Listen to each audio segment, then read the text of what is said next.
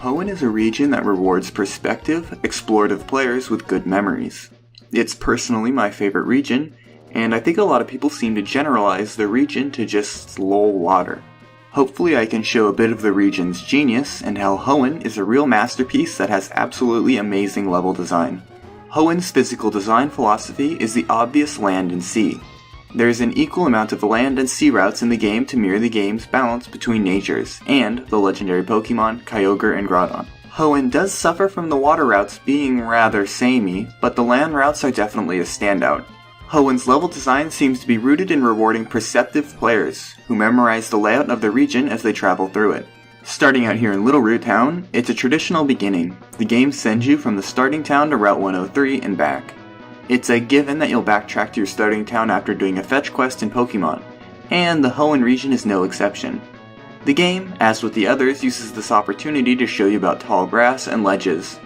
It also gives you your first glimpse of the world beyond the water to the right of Route 103. Pokémon games tend to have a branching route that gives you a look into where you'll be going in the future. Kanto, it's the path to the Indigo Plateau, and Johto has the water to the right of Newbark, and the small section in the mountainous, rocky Route 46. Hoenn does this as well, with the water to the right of Route 103. Of course, water is less of an interesting hook than the ledges of Route 46 or the Pokémon League, but this little water section ends up being a nice shortcut later on in the game. Moving forward, we get even more foreshadowing for things players will do in the future, with your father's gym. This is easily the most upfront the game is about its design philosophy. It's obvious from when he tells you that you're too weak to fight him right now that you'll be returning here to Petalburg. This backtrack philosophy is core to the Hoenn experience, as the game gives you well thought out ways to return to your father in Petalburg. Moving on, in Route 104, we're shown even more of that tantalizing water we can explore in the future. Of course, right now though, we're stuck on a linear path up to the first gym. As we move through the Rust Burrow area, the game pulls the same trick as the water of Route 103. Instead, with the Rock Smash hidden machine. Rust Burrow Tunnel is an area you're required to visit in order to progress the story. The game does the brilliant move of bringing the player right up next to these rocks to taunt you with their ability to be broken in the future. Again, like Route 103, Rusturf Tunnel serves as a shortcut later in the game for the perceptive player, and utilizes hidden machines in a smart way to keep the player blocked off. Before we head back to Petalburg Woods, above Rust Burrow is Route 115. There's not much to do here now, but in the future it's even more to explore for the curious adventurer. We'll be back, Water of Hoenn, and once more we're backtracking, but this time through Petalburg Woods. And we make our way to the lovable Mr. Briny. Him and Pico take you across the ocean to Dewford Town. Rather than an uninteresting cutscene, or a fade to black, the game chooses to take you across the ocean in real time. Again, like Rusturf Tunnel, the story sequence is a genius way to show the player just how much is awaiting them later in the game if they choose to explore. And we're here in Dewford Town. I don't have much to say here, but I'm particularly fond of Granite Cave. It's navigatable pretty easily in the dark, but players can go through the gym first if they want to use Flash in it. Again, the player is shown things they can do in the future if they decide to return. Rather than being a shortcut like our past examples, it leads to more treasures if you come back with a Mach Bike. And so we continue onwards. Again, the game moves you across the ocean, showing you everything you can come back to do later.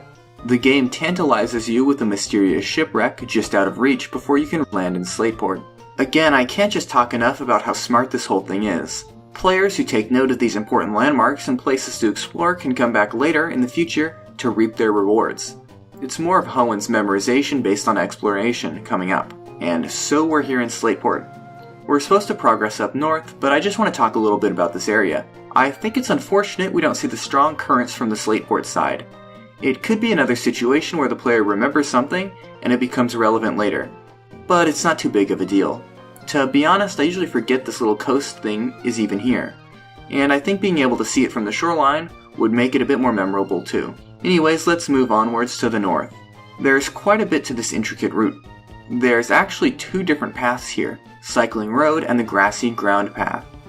It's probably getting old at this point, but the Cycling Road path shows you three different tantalizing things just out of reach. The most important being a cave waiting to be explored. We'll talk more about it later, of course, so let's just continue on with the other path. On the footpath of Route 110, it's a lot less interesting. What's most important about this, in comparison to the Cycling Road, is the ability to reach Route 103. Now, if the shorter route number didn't give it away enough, This is the connector shortcut I was talking about earlier. Of course, we don't have surf right now, but this is one of the few quick shortcuts between the beginning section of the game and the middle. Now, here in Mauville, we've got quite a bit of stuff to explore. The city goes off in 4 different directions, and, like any smart trainer, we're gonna go gambling. Okay, just kidding. Let's go right because it's the shortest segment. You're probably sick of hearing it at this point, but we're at another surf gate. This time though, it's actually a required surf area. Every player will pass through this little bit of water before continuing, so it's important to remember. Up north, we're blocked off with some of those pesky rocks until we beat the 3rd gym, so let's go left, to Verdanturf Town. It's a bit of a straight shot, but I'd like to praise the design of this horizontal segment of Hoenn. The developers put a straight shot bike path from Verdanturf all the way to the water that's perfect for hatching eggs right next to the daycare. Most people are certainly aware of this little trick by now, but it's a nice consideration the developers made for the players. Here in the cozy Verdanturf town, we see Rusturf Tunnel. Anyhow, we can now break the rocks between the 2 levers and earn the HM strength. More importantly though, we've finally fulfilled one of those little hint things I mentioned earlier, and unlocked a shortcut across the region, instead of having to rely on Mr. Briny. This one's a little unfair because of just how spelled out to the player it is. It's also essential to do, as you need the strength hidden machine to progress. Either way, it's still one of those instances where the game shows you something early, and it pays off later. This whole next section is going to revolve around the 4th gym, so let's continue. Route 112 is another 2-path route. You can go through the desert or the fiery pass. This whole area is pretty great, so let's tackle it. The desert is locked off until after the 4th gym, and gives you a whole lot of bonus stuff. The fiery path is the alternative, and brings you past the desert. An important thing to note are these strength boulders you can easily return to after the 4th gym for some treasure. If you would like to visit Lava Ridge, there's the cable car too. We'll be taking that later, so let's continue on to Fall Arbor Town now. I don't have much to say regarding this whole area outside of its absolutely phenomenal style. The soot and greys contrast so well with the rest of the game, and when combined with the music, creates one of the most memorable parts in all of Pokemon. The concept of gathering soot and clearing grass makes this level great, and it's unbelievably satisfying to clear out all the soot grass. There was so much care put into this route and area, I can't help but praise Game Freak. Let's stop gushing about Route 113 and move on to 14. I just want to compliment the color palette of this area again. The unique trees and farms make this area interesting. The deep browns of this ground contrast well with the white of Meteor Falls, and this whole area is completely unique. Anyhow, from a gameplay perspective, this section of the game introduces waterfalls. They're like Strength or Rock Smash in that they're just a series staple. Seeing a waterfall is a lot more blatant than a water patch that could lead somewhere, largely because of how few waterfalls there are in the game compared to the massive amount of water tiles. The player doesn't receive waterfall until the 8th gym either, and that makes it especially hard to remember every single waterfall you pass by. Still, Meteor Falls does a good job of making these waterfalls very memorable and enticing to explore. The name is Meteor Falls, after all. Meteor Falls brings us all the way back to Rustboro, and the game entices the player once more with exploration on Route 115. Still though, we can't explore it yet. The game opens up a little here, and you have the choice between jumping down to Rustboro and using the Rock Smash shortcut, Mr. Briny, or backtracking through Route 113 and Fiery Pass back to Lava Ridge. It's a neat section of the game, and taking the Rusturf Tunnel is certainly the fastest and most unique of the options. Back to Lava Ridge, we can make our way up to Mount Chimney and to Jagged Pass. Jagged Pass does a whole lot of the remember this shtick I've talked about a million times with the Magma Grunt and Emerald.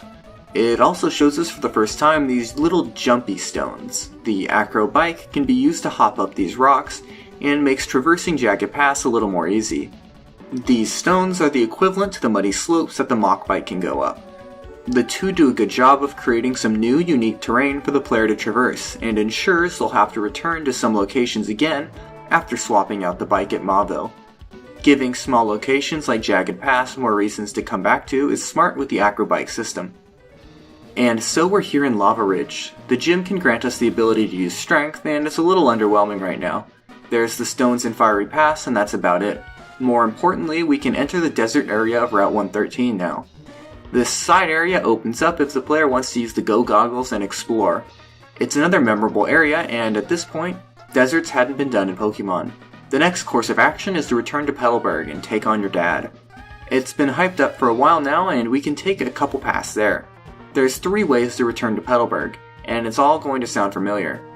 We can go through Meteor Falls again, take the Rusturf shortcut, or go all the way back to Mr. Briny and ferry back. Either way you take, you'll fight your dad and earn the 5th badge, and more importantly, the right to swim. Alright, this is the moment the video has been building towards. There's an absolutely massive amount of content opened up with the ability to surf. And like I've said, the game has been hinting at a lot of it in some pretty genius ways. Petalburg, where we got surf, has 2 items we can get with the HM, which is a nice little tutorial for the player that surfing some places out of the way can get us some items. Also, these ponds show off the reflective surface thing that Game Freak was pretty fond of this gen. Moving to the left, we have access to the entire sea Mr. Briny teased us about, way back at the beginning of the game. We can explore a total of 5 different routes down here, and battle a whole bunch of people. Of course, there's items to find as well. To the right of Dewford, we can explore some more, and enter the long-awaited abandoned ship. While the entirety of the abandoned ship can't be explored without Dive, it's still an exciting place to explore. There's also an interesting side quest we can do with Dive and Surf that makes it a truly interesting location to traverse. To the north of Rustboro, there's a little segment of land where we can find some items and rare Pokemon like Jigglypuff. And we can move from Petalburg Gym to Route 103 and cross the sea as well. This was the shortcut I was talking about earlier. Finally, we're back in Mauville, but wait. In a rather genius move, as you're passing by Mauville, the game opens up the new Mauville quest to you. With your newly acquired Surf, you can visit the ominous cave you saw from Cycling Road. The side quest awards you with a powerful TM and a Thunderstone, so it's definitely well worth it, especially since the Flying Gym is next. Now that we've covered everything, I just want to go on about how great this is. We're returning to Petalburg, treaded territory, but with the inclusion of new shortcuts via hidden machines and all sorts of new places to explore, it's like a whole new area. Petalburg's placement is incredibly well thought out too. You've got the huge water expanse to the left to explore, or you can take the shortcut with Route 103 and continue your journey. It was a stroke of genius placing the 5th gym, surf, and these ocean routes and exploration all next to each other. Okay, whew. With that out of the way, we can finally stop talking about the damn surf move and continue with the story. Moving up towards Fort Tree, there's actually a small little detour we can take towards the Berry Master. There's actually a whole route to the right of these ledges. This route's gimmick is the ledges and various paths you can take via these little jumpy ledge things. The game does that remember, and you'll be rewarded when you explore this thing again with these 2 items you can pretend we see, but can't quite get yet. I guess this route is a bit like Pachinko, where you have to fall down the right ledges to reach the items, rather than failure. So, this little diversion away, we head up north towards Fort Tree. This route, and I think it goes without saying, is a masterpiece. It's a massive tour de force of just about everything RSC has to offer, with memorable locations and Pokemon. There's massive waterfalls, hidden secret bases, bike paths, areas walled off by water, trainers, Pokemon, evil teams, a rival battle. Oh god, did I cover it all? Yeah, this route's that good. Covering every single nuance of this route would take an eternity, but I hope you get the idea of why so many people find this route so memorable. And we reach Fort Tree, which is a pleasant little town of tree houses. To be honest, I think it's a little overrated, so let's continue on to Route 120. There are also those Kecleon, which are neat in a great lore-building way to create a memorable roadblock and unique Pokemon. I don't have much to say about them besides this. They're only relevant for like 3 routes or something anyways. Route 120 is the calm after the storm, literally. After the gauntlet of Route 119, the rain from it clears up, and it's a more relaxed version of that area. There's a lot of grass, trainers, and stuff to explore, but definitely not as much as its big brother, Route 119. Or is it little? This route has a bigger number, so whatever. We're on Route 120, and it's a straight shot towards Lily Cove, or you can go south and reach the Berry Master's route. We've covered this before, and there's a water route in between the 2 I have absolutely nothing to say about either. While you do have to go to Mount Pyre, I can't help but feel like Route 122 is a filler area that could have been more interesting. 123, the Berry Master area, is an entirely optional route. Optional areas like this work really well with the more open, exploration-based level design the game is shifted towards. The Safari Zone, which is nearby, plays on this too. It's a big ol' area that takes a page from what I was talking about. Big and full of little nooks and crannies to explore. It's got a pretty great design, including a lot of bike paths, HM usage, and more. Before we pass by Lily Cove and go to the ocean, I'm going to diverge a little. I was going to mention this at some point, but rather than bogging down the beginning, I chose to shove it in here at the end. This isn't the first video I made about Hoenn. I talked about Hoenn's wonderful lack of loading screens and technical aspects in my video entitled Why Hoenn Sucks in Oros. It's not the greatest video ever, far from it, but if you're interested in the technical achievements of Hoenn, check it out. It's not something I'll cover extensively here, but I'll just say the 3rd generation's ability to travel from one end of the world to the other without a single loading screen is absolutely phenomenal. You can explore such a wide variety of terrain in one region without gates or load times, and it's easily one of my favorite parts of Hoenn. Okay, if you were expecting a massive part of this video to be about the grand Hoenn Ocean, I'll be honest, I don't have much to say. Dive is a great idea, as it creates new little alcoves to reach, underwater segments, and it breaks up the monotony previous ocean routes had. It's a shame most dive areas weren't very fleshed out, and Oras's addition of dive trainers is one of the few things I'll give a gold star to. The ocean routes are largely samey, and aside from the grey rocks of Sootopolis as a reference, it's really hard to know where you are. Still, there's lots to explore both underwater and on the various islands, on these great mini routes. Pacific Log and the heavy currents to the west of it make an extremely memorable experience that's fun to explore, to be honest. The Reggie puzzle is a real masterpiece though. You're just exploring these rough currents, diving underwater, and you come to this cave that's just what? You really get the idea that you shouldn't be here, and are uncovering some ancient Pokemon mystery solving this thing. Once the mystery is solved, you get a little more mileage out of older routes because of the new Reggie caves, which are neat. There's really not much more I have to say about ocean routes. Shoal Cave above Moss Deep is pretty damn unique, and a creative dungeon that plays on the land and sea theme the game loves oh so much, and makes this dungeon fun to explore 2 times. The trip up the Victory Road, up a massive waterfall, is a really memorable experience. They probably reused it in Gen 4 again for a good reason. It's a slow automatic climb that gives you a second to relax and reminisce over your journey before the final gauntlet. However, there's actually a couple other places we can use waterfall. Meteor Falls was one of those places I was talking about that hinted it pretty well. Climbing up the falls of this beautiful white cave is also a memorable experience. In my opinion, Meteor Falls isn't a remarkable dungeon, aside from this waterfall. It's really only good once you get to battle Steven here, in Emerald. The final challenge the game has to offer is Victory Road, and this one's pretty good as well. It's the Route 19 of caves, if you will. It's got all the hidden machines the game challenges you with, some tough trainers, and some winding paths along 3 floors to bring you through a truly great dungeon. Not to mention some difficult trainers to break up the exploration too. It's a great challenge to cap off the game, that's for sure. And that's my Hoenn analysis. I missed a couple things like the underwater cave and the gym puzzles, but I don't have much to say about them. In my opinion, the Hoenn region is the best region of all time, and absolutely the most well-designed. I tried not to talk about it once or give the games even a second thought, but I think it goes without saying that the remakes absolutely failed this region in every conceivable way. Mr. Briny's cutscene, the inclusion of load screens, and the constant ability to teleport spits in the face of the original design. I think Wally's teleport to Mauville after the 5th gym should tell you just how much the developers completely failed to understand the core thoughts and region design behind the original. And so we've reached the end of the video. I actually have my own Pokemon fangame if you're interested in my take on the Pokemon franchise aside from these videos. It's certainly not perfect, and I've been developing it for such a long time I've made a lot of mistakes I wouldn't make now. Anyways, thanks for watching, and I hope you enjoyed the video.